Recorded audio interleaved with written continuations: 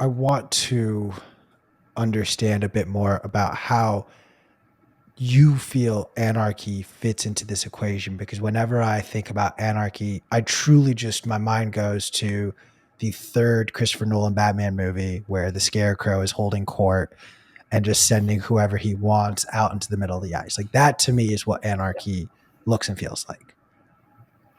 So I guess the So do easy you way support to Scarecrow is what Q's asking. No. Are you no, I Scarecrow or don't. Joker guy? Maybe slightly more Joker, but neither of them. So anarchy is rules without rulers, and the first part of that is still very important. There are rules in an anarchy. You just don't have rulers to set those rules. It's people coming together and deciding together what the rules should be. So in a lot of ways, you can say Bitcoin consensus algorithm is a good example of anarchy. There is nobody saying these are the rules. There are no rulers coming down and setting them. We decide them by consensus. Whether a pure anarchy can work in the real world or not, I think is still yet to be shown. It's been attempted a couple of times. Spain in the early 1900s had a period of anarchy, especially in Catalonia. Then we've got a couple of smaller examples around the world in small autonomous regions,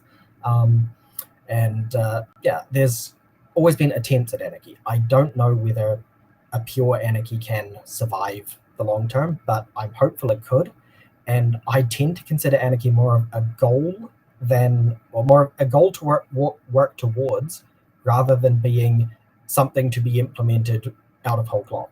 So essentially, every time you remove unnecessary rulers from a system, you have made it more anarchic, and that's a good thing.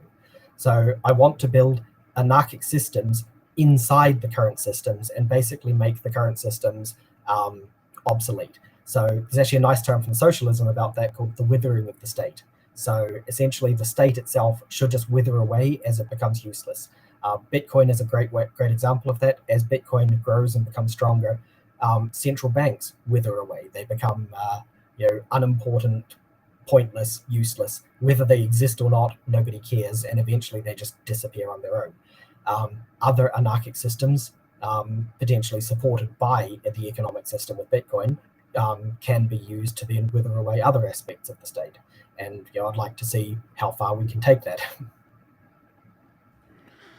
So if I'm following along correctly, it's not necessarily that you want total anarchy forever. It's rather you want the actions of an anarchy uprising in a moment, for a blip almost, to then afford and give a runway to recreate and fix whatever was broken by the leader or whoever held the power previously. Yeah, but potentially with a removal of that power entirely, it just depends on what actually ends up happening. I mean, I think I said this on the other podcast I was on as well, on what Bitcoin did. I will not say what the future has to look like, because if I did, I would be dictating it, and I am not a dictator. I don't have all the answers. I don't know what the perfect future looks like.